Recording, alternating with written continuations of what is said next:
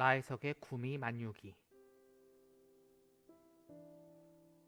여성 최초로 구미 여행길에 오르다. 나혜석이 구미 여행에 오른 것은 32세 때로 당시 아이 셋을 기르고 있었다.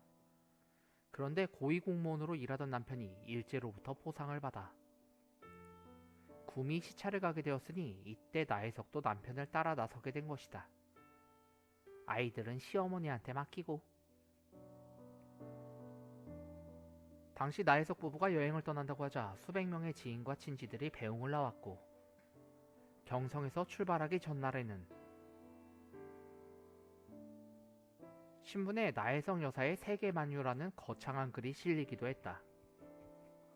어찌됐든 나혜석은 조선 최초의 여성 서양 화가라는 칭호와 더불어 조선 최초로 구미 여행에 오른 여성이라는 두 가지 타이틀을 갖게 된 것이다. 참고로 1년 8개월 동안 16개국을 여행했던 그녀의 여행 경로는 대략 이러했다. 조선, 시베리아 횡단, 러시아, 유럽, 미국, 일본, 조선. 이러한 나혜석 부부의 세계 일주는 당시 조선인으로서는 엄청난 특권이었음에 틀림없었다. 그녀 스스로도 이렇게 말했으니 말이다. 나혜석, 돈 없으면 어떻게 이태리 불란서를 다녀왔으랴. 당시 경성 파리 횡단 열차의 기차값만 1,000원 정도였는데, 이 금액이면 고위공무원의 2개월치 월급이었고 일반 근로자의 2년 반치 급료였다. 세계 일주, 만주, 러시아, 파리. 경성을 출발하여 만주 하얼빈에서 6일간 머물 때 나혜석은 그 지역 여성들의 생활 모습을 눈여겨봤다. 하얼빈의 여성들은 생활에 여유가 있었다. 특히 그녀들은 가사일에 시달리지 않고 옷도 맞춤복이 아닌 기성복을 입고 있었으니 그 모습을 보고 있자니 철마다 다림질로 일생을 허비하는 조선 여성들이 불쌍하게 여겨졌다. 한편 시베리아 횡단 기차를 타면서 그녀는 오로라 현상을 직접 목격하기도 한다. 조선인 최초는 아닐지 몰라도 조선 여인 최초로 오로라를 보게 된 것이리라. 그리고 한참을 달린 뒤 모스크바에 도착하는데 이때 그녀의 반응은 좀 의외다. 시베리아를 통과할 때만 해도 러시아 하면 혁명만을 연상하여 피냄새가 진동할 줄 알았는데, 막상 모스크바에 도착하니 사람들은 저마다 호리호리하고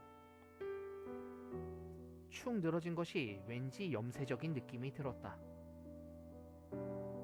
당시 모스크바의 모습이다.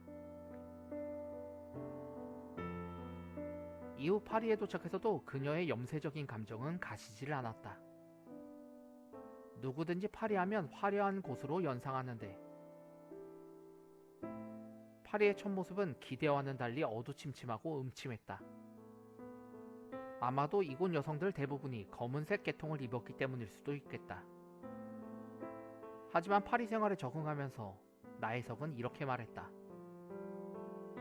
파리는 오랫동안 생활을 해봐야 비로소 화려함의 진면목을 알 수 있다. 그녀가 말한 파리 물랭루즈의 화려함은 그녀의 작품 무이에서도 잘 나타나고 있다. 그녀는 특히 서구 여성들의 높은 인권을 보고 감탄하게 되는데, 우리는 흔히 여자라고 하면 약자라고만 생각하는데 이곳의 여성들은 정치, 경제, 기타 모든 방면에 있어 활발히 활동하고 있었다.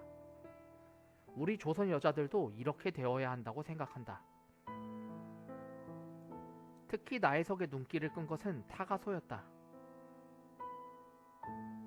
일을 하는 부인들을 위해서라도 이런 기간은 반드시 필요하다고 본다. 조선에도 하루빨리 타가소가 생겼으면 좋겠다. 그런가 하면 그녀는 조선의 오락거리가 발달하지 못한 이유로 여성들의 부족한 여가 시간을 꼽기도 했다. 서양 각국의 오락기관을 보면 남자보다 여자 구경꾼이 더 많은 것을 확인할 수 있다. 이는 그만큼 여성들이 생활에 여유가 있기 때문에 가능한 일이다. 결국 조선에서도 오락기관이 번창하려면 여자 관람객이 많아야 하는데, 그러기 위해서는 무엇보다도 부녀자들의 생활을 개선할 필요가 있다고 본다. 나혜석의 작품 자화상의 모습이다. 나혜석의 여행기는 대부분 이런 식이다. 발달된 서구 문물에 대한 예찬보다 높은 서구 여인들의 인권에 대한 찬양이 주를 이루고 있다.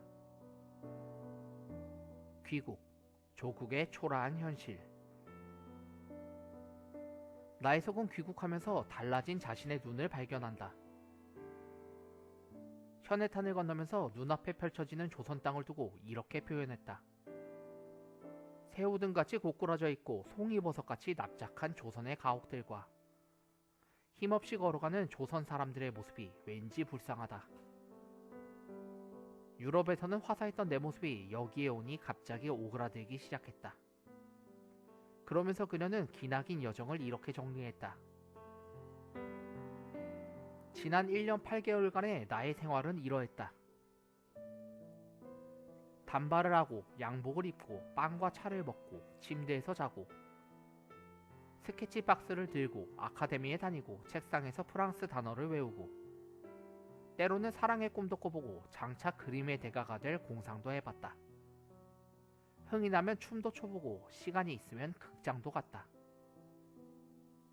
각국 대신들의 연회 석상에도 참석해보고 혁명가와 정치가들도 만나봤다. 프랑스 가정의 가족도 되어보았다.